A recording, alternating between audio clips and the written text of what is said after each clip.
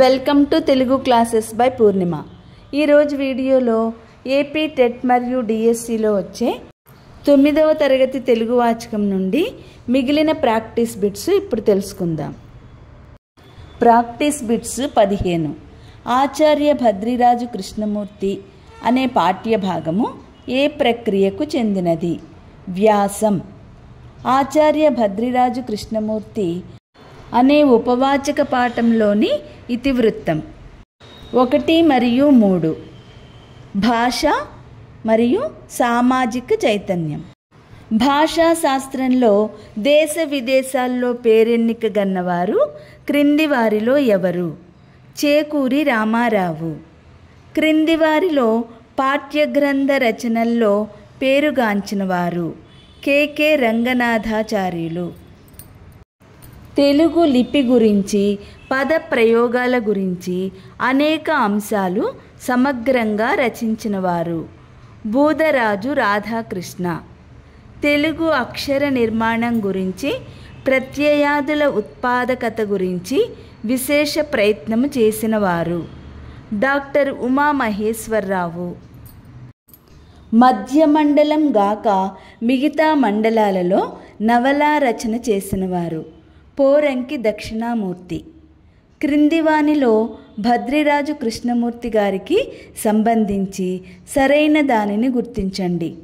విప్లవ సాంప్రదాయ కవిత్వాన్ని ఆరాధించి ఛందోబద్ధమైన కవితా రచన చేశారు. భద్రిరాజు కృష్ణమూర్తి గారు ఈ జిల్లాలో జన్మించారు, ప్రకాశం జిల్లా. కృష్ణమూర్తి గారు క్విట్ ఇండియా ఉద్యమం నేపథ్యంగా 300 వృత్త పద్యాలలో రచించిన కావ్యం మాతృ సందేశం. కృష్ణమూర్తి గారు ఈ విషయంపై రాసిన పద్యాలు కంటతడి పెట్టిస్తాయి. పితృస్మృతి. భద్రిరాజు కృష్ణమూర్తి గారు సాంప్రదాయ వ్యాకరణం వీరి వద్ద నేర్చుకున్నారు. గంటి జోగి సోమయాజి. క్రింది వానిలో సరికాని దానిని గుర్తించండి. ఉస్మానియా విశ్వవిద్యాలయం ఉపకులపతిగా పనిచేశారు. క్రింది వానిలో తమ శిష్యుల సహకారంతో వ్యవసాయ చేనేత వృత్తి పదకోశాలను అందించినవారు భద్రిరాజు కృష్ణమూర్తి.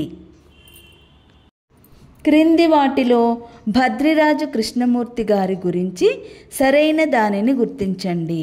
అన్నీ సరైనవే. వృత్తి మాండలిక పదకోశాలు తయారు చేశారు. ద్రవిడియన్ లాంగ్వేజెస్ రచన చేశారు. భద్రిరాజు కృష్ణమూర్తి గారు వయోజన విద్యా వ్యాప్తి కోసం రచించిన తేలిక తెలుగు వాచకం జనవాచకం. భద్రిరాజు కృష్ణమూర్తి గారి సిద్ధాంత గ్రంథము క్రింది వానిలో ఏది? Telugu verbal basin. ఎవరి శిష్యరికంలో కృష్ణమూర్తి గారు ధ్వని, పదాంశ, వాక్య శాఖల్లో లోతైన పరిశోధన చేశారు? MB amino. 150 సంవత్సరాల నాటి కాల్డ్వెల్ రచన comparative grammar of Dravidian South Indian లాంగ్వేజెస్కు ధీటైన కృష్ణమూర్తి గారి రచన ఏది? ద్రావిడ భాషల తులనాత్మక అధ్యయనం. చక్రంను పూర్వమండలంలో ఇలా పిలుస్తారు, ఉండ. గోంగూరను మధ్య మండలంలో ఇలా అంటారు, గోంగూర. Practice bits 16. ధర్మదీక్ష పాఠ్యభాగము ఈ ప్రక్రియకు చెందినది. కథ. ఆవు దూడ అంబా అని గొంతెత్తి అరిచింది. గోధూళి వేళ అయ్యేసరికి ఆళవీ గ్రామంలో నందగోపాలుని ఆలమంద అంతా తిరిగి వచ్చేసింది. కాబట్టే ఒక్క ఆవు తిరిగి రాలేదు. పై వాక్యంలోని ఇతివృత్తం జీవకారుణ్యం. క్రింది వానిలో ధర్మదీక్ష పాఠ్యభాగం ఉద్దేశ్యం కానిది? జంతువులను పెంచి పోషించడం, నేర్పడం. ధర్మదీక్ష పాఠ్యభాగం పిలక గణపతి శాస్త్రి రచించిన ఏ గ్రంథంలోనిది? ప్రాచీన గాథాలహరి. పిలక గణపతి శాస్త్రి గారి జన్మస్థలం క్రింది వానిలో ఏది? తూర్పు గోదావరిలోని కట్టుంగ. పిలక గణపతి శాస్త్రి గారు ఇక్కడ విద్యనభ్యసించారు. విజయనగరం. పిలక గణపతి శాస్త్రి గారి తొలి రచన రత్నాపహారం. క్రింది వాటిలో పిలక గణపతి శాస్త్రి గారి రచన కానిది నవీన గాథాలహరి. మహాత్ముని ఒక్కసారి కళ్ళారా సందర్శించి వస్తామని బయలుదేరాను. తిరిగి ఈ జన్మలో మరి ఆయన దర్శన భాగ్యం కలుగుతుందో లేదో అని నందగోపునితో పలికినవారు ఎవరు? పొరుగురి తాత. గౌతమ బుద్ధుడు ఆళవి గ్రామంలో పర్యటన ముగిసిన తర్వాత ఏ గ్రామానికి వెళతారు? శ్రావస్తి. క్రింది వారిలో తథాగతుడు అనగా ఎవరు? బుద్ధుడు. నందగోపాలుడు ఆవు కోసం అడవంతా వెతికేసరికి ఈ సమయం అయ్యింది. మిట్ట మధ్యాహ్నం. బుద్ధుని అనుసరించే వారిని ఇలా పిలుస్తారు, శ్రవణకులు. బుద్ధుని శిష్యులందరూ భోజనాలు ముగించేసరికి గడిచిపోయిన సమయం 2 యామాల కాలం. ధర్మదీక్ష పాఠంలో ఇంకా భోజన పదార్థాలేవైనా మిగిలి ఉన్నాయా అని అడిగిన వారు ఎవరు? బుద్ధుడు. నందగోపుడు ఏ రహస్యాలను బుద్ధునికి ఎరుకపరిచాడు?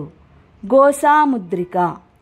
బౌద్ధులు అనుసరించే ధర్మాలను ఇలా అంటారు, అష్టాంగ. బౌద్ధులు అనుసరించే ధర్మాలలో లేనిది ఈ క్రింది వానిలో ఏది? సమ్యక్ ప్రవర్తన. Practice bits 17. ధృవతారలు పాఠ్యభాగం యొక్క ప్రక్రియ. వ్యాసం. ధృవతారలు పాఠ్యభాగం యొక్క ఇతివృత్తము. సాంకేతిక విజ్ఞానం. ప్రపంచ ప్రసిద్ధ క్యాన్సర్ నిపుణులు నోరి దత్తాత్రేయుని జన్మస్థానం కృష్ణా జిల్లా మంటాడ. క్రింది వానిలో నోరి దత్తాత్రేయునికి సంబంధించి సరికాని దానిని గుర్తించండి. దత్తాత్రేయుని పెద్దమ్మ శ్రీమతి జొన్నగడ్డ ఉమాదేవి. నోరి దత్తాత్రేయుడు ఏ కళాశాలలో MBBS పూర్తి చేశాడు? కర్నూలు.